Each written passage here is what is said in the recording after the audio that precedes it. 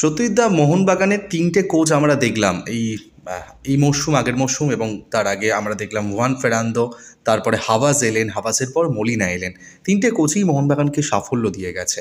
এই ৩টে কোচের মধ্যে এটা হয়তো যেহেতু সাফল্য দিয়ে গেছে বলাটা একটু বোকামি যে কে সেরা, তাও একটুখানি তোমার দৃষ্টিভঙ্গিতে কী মনে হয়, কী পার্থক্য এই ৩টে কোচের মধ্যে, ফেরান্দো, হাভাস এবং মলিনার মধ্যে, কেন সেরা?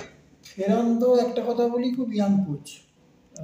অভিজ্ঞতার জায়গাটা কোথাও একটুখানি ঘাটতি থাকলেও থাকতে পারে, কিন্তু সাফল্য পেয়েছে এবং আমার খুব ভালো লেগেছে। ওর খেলার ধরনটা অত্যন্ত পজিটিভ, মানে উনি অ্যাটাক করতে ভালোবাসেন, মানে এবং দৃষ্টিনন্দন ফুটবল খেলতে ভালোবাসেন। তো ফেরান্দো একটা সাফল্য দিয়ে গেছে, কিন্তু কোথাও একটা আমার মনে হয়েছে যে প্লেয়ারদের সাথে কন্ট্রোলিংয়ের জায়গাটা কোথাও একটা সমস্যা থাকলেও থাকতে পারে, কেননা বয়সজনিত একটা কারণ হতে পারে, কম বয়সী হলে যা হয় আর কি। এই প্লেয়ারদের সাথে কোথাও একটা গরমিল হয়ে গেছিল।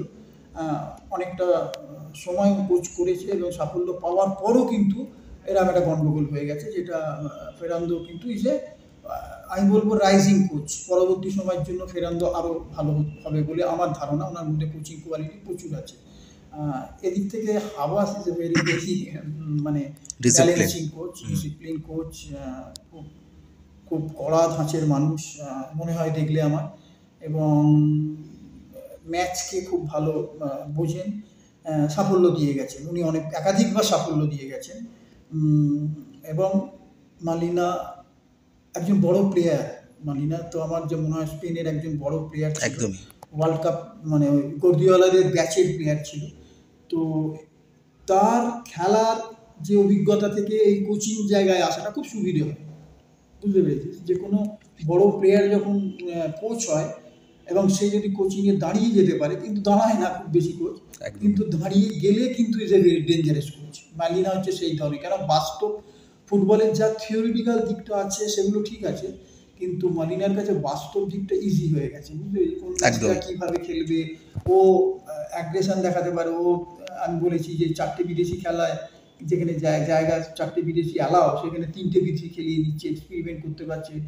এবং পুঙ্খানুপুঙ্খ মাঠে দেখ, একটা কথা বলি, ফুটবলে তুই যতই বোর্ডে ক্লাস করা, বোর্ডে দেখা, তুই বোর্ডে কর, প্র্যাকটিসে কর, কিন্তু ultimate match is very very difficult জায়গা, যেখানে রিয়েলিস্টিক এমন এমন সব সিচুয়েশান আসে যেগুলোকে ধরা খুব শক্ত হয়, যদি না সে বড় প্লেয়ার হয়।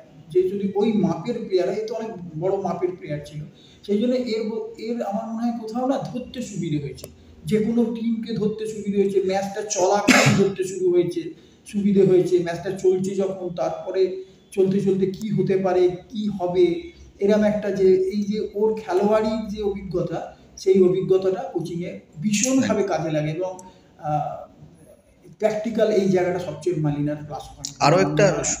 আর একটা কথা বলি যে অফ দ্য যে সেটা হচ্ছে যে ভাই, প্লেয়ার ভালো হতে হবে। উইদাউট ভালো প্লেয়ার তুমি হাজার চেষ্টা করলে সাময়িক কিছু রেজাল্ট পেতে পারো, কিন্তু ইন দ্য লং রান এরকম ধরনের রেজাল্ট করা ইজ ডিফিকাল্ট। এবং এখানে আমি বলবো প্লেয়াররাই আসল। প্লেয়ার তোমার যদি হাতে থাকে, তুমি অনেক কিছু করতে পারবে, নাহলে কিন্তু তোমাকে স্ট্রাগল করে যেতে হবে। তাই মালিনার একটা সুবিধে, মালিনার হাতে একাধিক ভালো প্লেয়ার ছিল।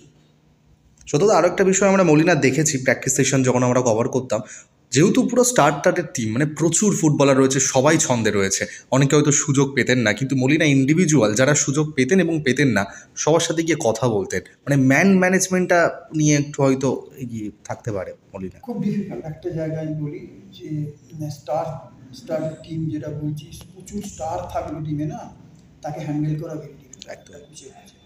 আবার এই ম্যানেজমেন্ট, আমি এখানে ভারতীয় দুজন লোকের কথা বলবো, একটা হচ্ছে প্রদীপদা, একটা হচ্ছে অমলদা, যারা ভারতীয় ফুটবলের মূল জায়গা, ভারতবর্ষের ফুটবলের কোচিংয়ের আমি মনে করি, যে যা বলুক, প্রদীপদা অমলদা হচ্ছে মূল জায়গা। তারপর নানান অনেকে আছে। আর আমি রাহিম সাহেবের দিকে যাচ্ছি না, রাহিম সাহেব তো সর্বকালের সেরা ভারতীয় দলের সেরা পারফরমেন্স যদি অ্যাচিভমেন্ট ওয়াইজ বলা যেতে পারে, ইন্টারন্যাশনালি অ্যাচিভমেন্ট, তাহলে রহিম সাহেবের ধারে কাছে কেউ নেই। রহিম সাহেব ইজ দ্য নাম্বার 1 এদিক থেকে। কিন্তু ওনার এইরকম ছিল, উনি খুব কড়া মানুষ ছিলেন, কিন্তু উনি প্লেয়ারদের হ্যান্ডেল করতে পারতেন, বড় বড় প্লেয়ারদের হ্যান্ডেল করতে পারতেন। এবং এইখানে এই দুজনের কথা আমি যেটা বলবো, যেটা এই জায়গায় দাঁড়ায় মলিনার ক্ষেত্রে, মলিনা দারুণ হ্যান্ডেল করেছে টিমটাকে। যেটা ডিফিকাল্ট হয়ে গেছিল, মানে আমরা দেখেছি অতীতে অমলদার, প্রদীপদার এটা ভীষণ ভালো গুণ ছিল, বড় প্লেয়ারদের, নাম করা প্লেয়ারদের, স্টার প্লেয়ারদের হ্যান্ডেল করতে পারতো। কিন্তু অমলদার এই একটা জায়গায় একটুখানি কোথাও খামতি ছিল। অমলদা কোচ হিসেবে অতুলনীয়, অমলদা আমার কাছে শ্রেষ্ঠ কোচ, মানে আমার দেখা শ্রেষ্ঠ কোচ, সে বিষয়ে কোনো সন্দেহ নেই। কিন্তু অমলদার প্রদীপদার যদি এই ধরনের বিচার করা যায়, তাহলে দেখবে প্রদীপদার অ্যাচিভমেন্ট অনেক বেশি, ডিউ টু প্রদীপদার টিম তৈরি করতেন, ভালো প্লেয়ার নিতেন এবং বুঝতেন। এবং অমলদা এমন কোনো প্লেয়ার ভাবনাটা কম ছিল, অমলদার মধ্যে ক্রিয়েটিভিটি বেশি ছিল, ইনোভেশন বেশি ছিল, ফরমেশনের দিকে জোর বেশি ছিল, টিম ভালো সৌন্দর্য, ফুটবল সুন্দর হবে, এইটা অমলদার যেরকম ছিল। অমলদার কোচ হিসেবে বিরাট, সেই হিসেবে অমলদার কোচটা আমার কাছে শ্রেষ্ঠ কোচ। কিন্তু প্রদীপদার রেজাল্ট ওরিয়েন্টেড জায়গায়, প্রদীপদার ম্যানেজমেন্টের জায়গায় প্রদীপদা অনেক এগিয়ে ছিল। সেই জন্য মালিনা আমার মনে হয় খেলেছে তো, ও এই যে অভিজ্ঞতা থেকে, ও খেলোয়াড়ি অভিজ্ঞতা থেকে দেখতে দেখতে এসছে এই কীভাবে হ্যান্ডেল করতে, এই স্টার টিমকে যেরকম তুমি যদি হ্যান্ডেল না করতে পারো একদম ধসে শেষ হয়ে যাবে।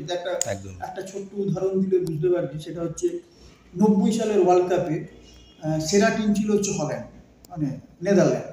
গুলিদ, বাস্তেন ডাইকার, ব্রুকলিন, বুটার্স থেকে শুরু করে কোম্যান, মানে অসাধারণ। তার আগে ইউরোপিয়ান চ্যাম্পিয়ন হয়েছে 88-তে, ভ্যান বাস্তেন। সেখানে কোচ হয়ে গেছিল, কোচ ছিলেন, তার আগে ছিলেন রাইনাস মিশেল। বিরাট অভিজ্ঞ একজন কোচ, বহু জন গ্রুপের আমলের কোচ। তারপরে 88-তে এসে উনি আবার ওনাকে দায়িত্ব দেওয়াতে উনি আবার চ্যাম্পিয়ন হলেন। ওনার অভিজ্ঞতা উনি ছেড়ে দিলেন, দিয়ে বেন হেকার বলে একজন কোচ এলেন। বেন হেকার এসে কিন্তু এই স্টারকে সামলাতে পারলেন না, প্লেয়ারদের মধ্যে গন্ডগোল হয়ে গেল এবং টিমটা সে বছর, আমার চিমার একটা কথা খুব ভালো মনে আছে 90-এ, যে যখন হল্যান্ড জার্মানির কাছে হেরে বিদায় নেয় কোয়ার্টার ফাইনাল না কিসে, তখন চিমা একটা কথা বলে, হাতে যতই অস্ত্র থাকুক, গোলা বারুদ থাকুক, কিন্তু গৃহযুদ্ধ কোনো যুদ্ধকেই জয় করতে দেবে না। তো ওদের গৃহযুদ্ধ লেগে গেছিল। সেই জন্য একটা মালিনার বিরাট কৃতিত্ব এই স্টার প্লেয়ারকে সামলানো, কাকে বেঞ্চে রাখবে, কাকে খেলাবে, এর একটা বিরাট সমস্যা থাকে। সেই দিক থেকে মালিনা আরও বেশি সাকসেস। একদম সত্যতা। অসংখ্য ধন্যবাদ।